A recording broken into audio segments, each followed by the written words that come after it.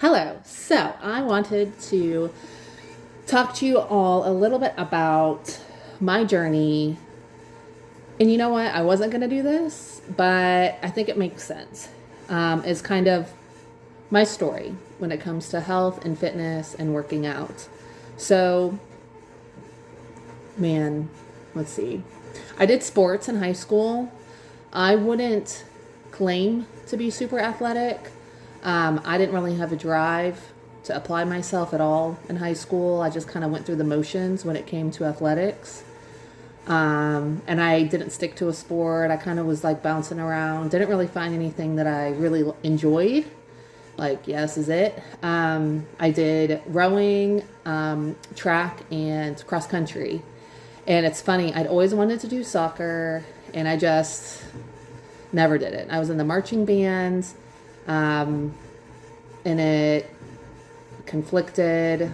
I don't know, but I didn't do it. So it's funny because I'm like, that's the thing I wanted to do, and I just didn't do it. So, anyways, when I went to college, I got really involved in our intramural program with my sorority.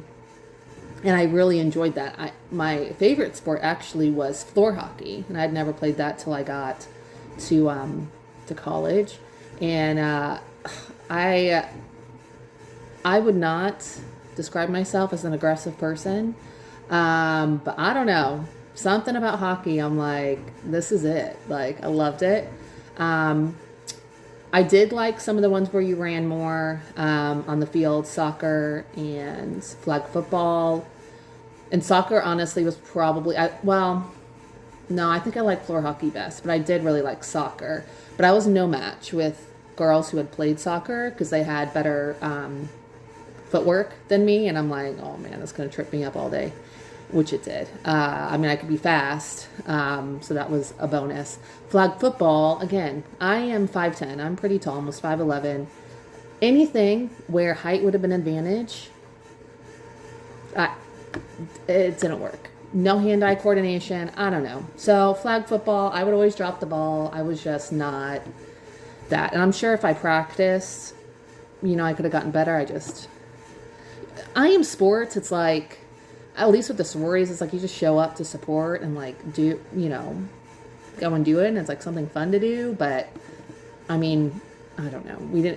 We were competitive, but it wasn't like I think it was another level. If you catch my drift, I don't know. Maybe I'm selling us short, but I didn't feel like it was like it could get competitive, but it was more like we don't like that sorority competitiveness versus like we're just going to improve ourselves so that we can be the best at this game. Like it wasn't. Anyways, but that kind of started more. I just like being active, doing things. And I started going to the gym, and then I was introduced to my first spin class. To this day, I adore and love spin. I have a spin bike in my house. And it's always a workout I can go back to. And I literally did a quick 20-minute cardio workout on the bike just to move today. And my husband comes out of the bathroom. He goes, wow, you got pretty sweaty. And I get on the bike not aiming to be sweaty. I'm like, okay, I'm just going to do some zone 2 cardio, which is not, I mean, you get a little out of breath, but you can still talk. Don't get too sweaty. And I told him, I'm like, you're not going to understand this, but I get so hyped with the music and the beats to the song, and then matching it with different types of choreography. Love it. And just get in the zone, and I don't know, love it. And my husband's like, I don't understand. Your heart rate is getting really high, and it looks like that's really hard, and let's see what's fun about that. But anyways, I don't know. So, loved it. I don't know how many spin classes I'd go to, probably like 2 or 3 at least every week. Did some boot camp, and that was my first introduction to like strength training.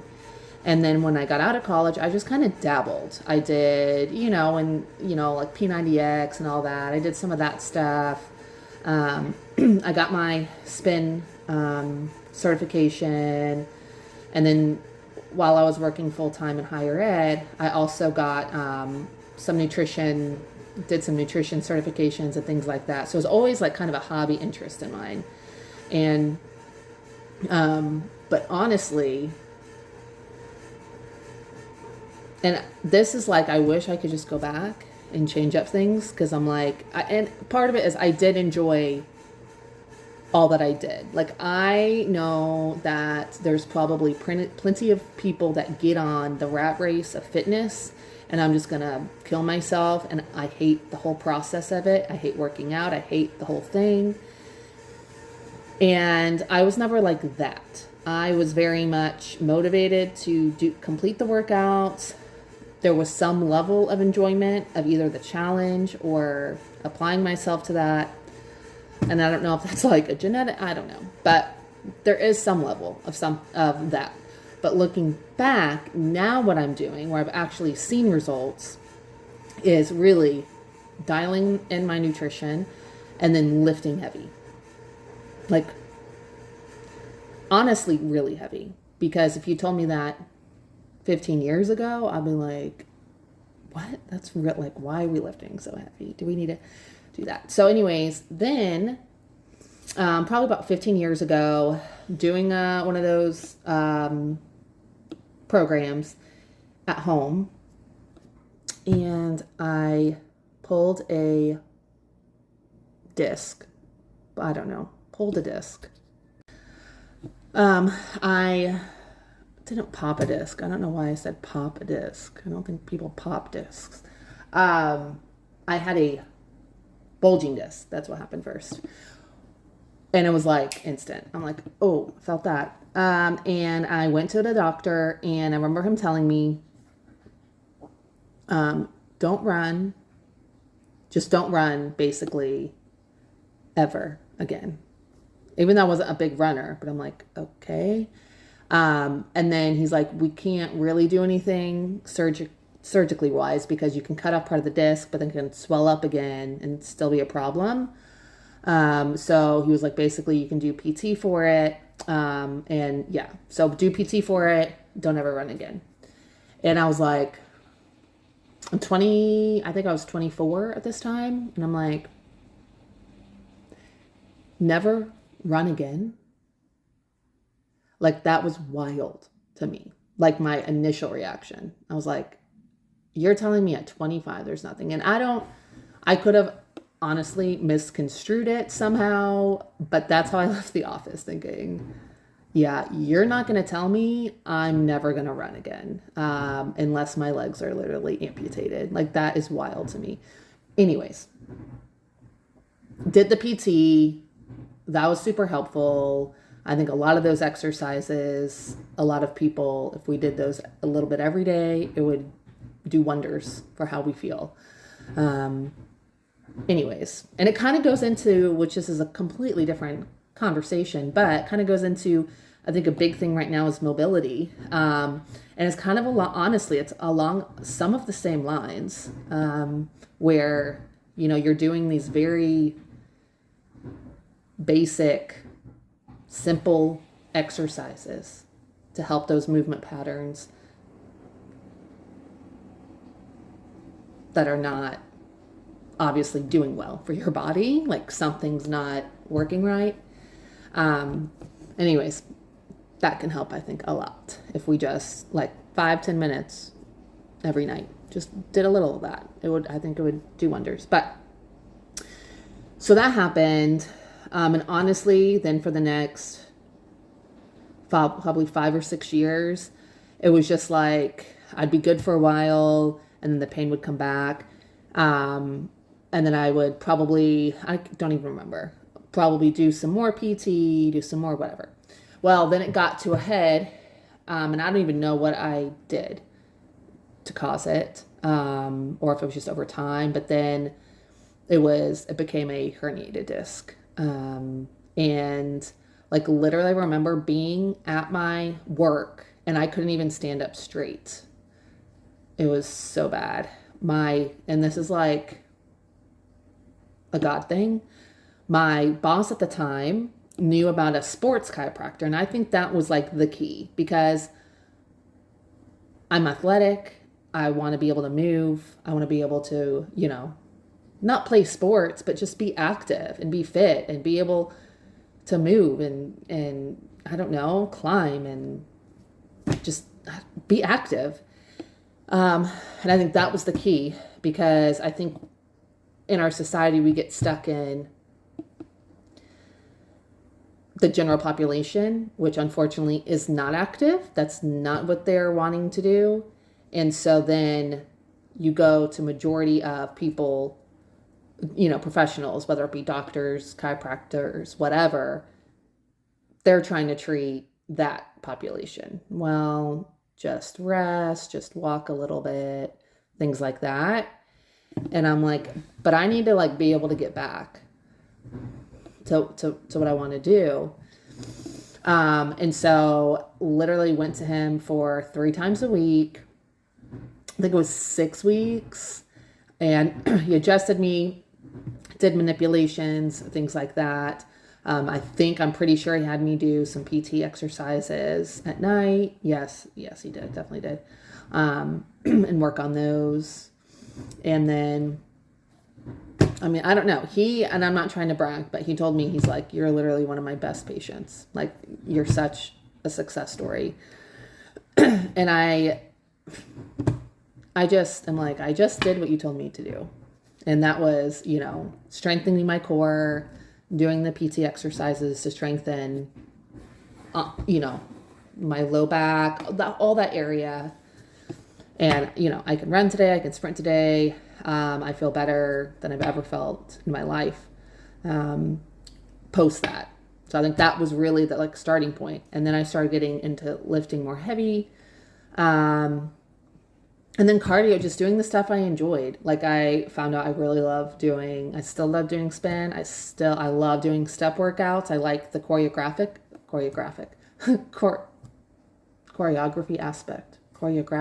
aspect. I don't know, but I like the choreography aspect of step workouts, and that's probably why I like spin too, because there's, some choreography too. And the beat to the music, I'm like, I don't know, you just kind of get in the zone to it. I think that's why people like body pump so much, because it's just, you're kind of in a rhythm, and I think that's fun. So anyways, then the last probably 5 years, I've really worked on lifting heavier. And the last 9 months, I've been working with a trainer, and she works with, I would say, mostly women 25 to 55. And, as we're transitioning as I'm getting closer towards perimenopause, I think there's a lot of emphasis on lifting heavy, doing some, maybe once a week, high intensity interval training, including some mobility training, and then including some walking every day, just moving every day.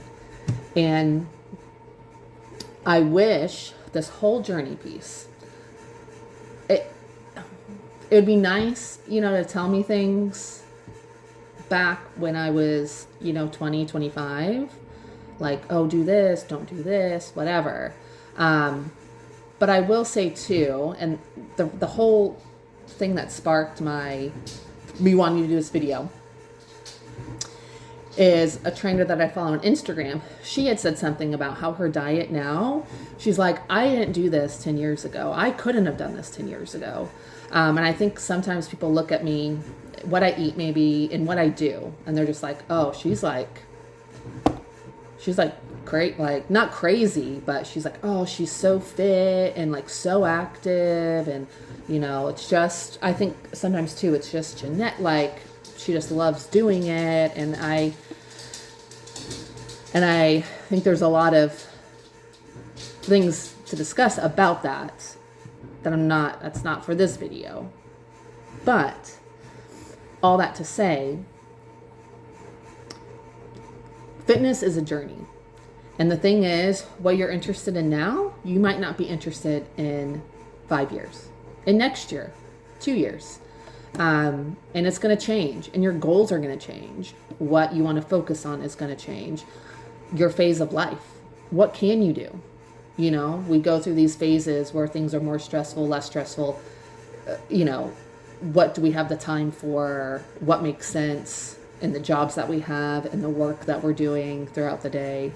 And how do we fit it in? How do we make it work? So it's really important, I think, to not compare ourselves to what other people are doing, because I've been there. Like, I've seen, you know, influencers post stuff, and I'm like, I would never eat that, or I would never do that, or I could never see myself doing that. But there are things that I'm doing 5 years later that I don't even bat an eye about. And I'm like, oh yeah, I'll do that. Like, I remember making a post like, this is a thing. Someone was putting egg whites in their oatmeal, and I thought that was so nasty. And I'm like, I don't understand. And now, that is a very common breakfast that I do, is mixing in egg whites with my oatmeal, water, berries, PB Fit, whatever. It's a whole thing. Tastes like PB&J in oatmeal form. And I love it. But 5 years ago, I just thought it was nasty. Another thing is, you know, I'm shifting more and more away from grains. And I just think there's this progression that you start changing these small habits, and there's a mental change and shift where you're like, I'm feeling better, but it takes a minute for it to catch up, because you're so used to eating things that give us pleasure, like that we enjoy, that when we start making these shifts, it's like, do I still like this? Is this something I still like?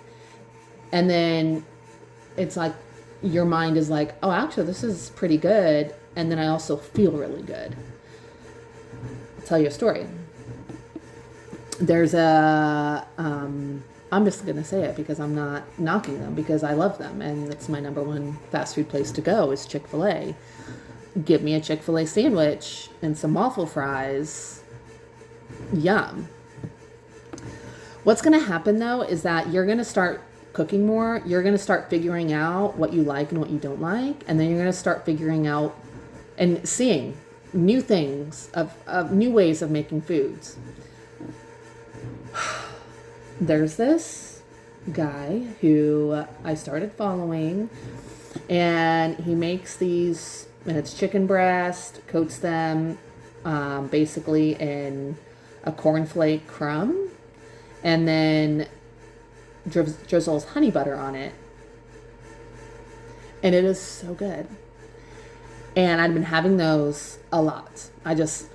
Popular lunch item.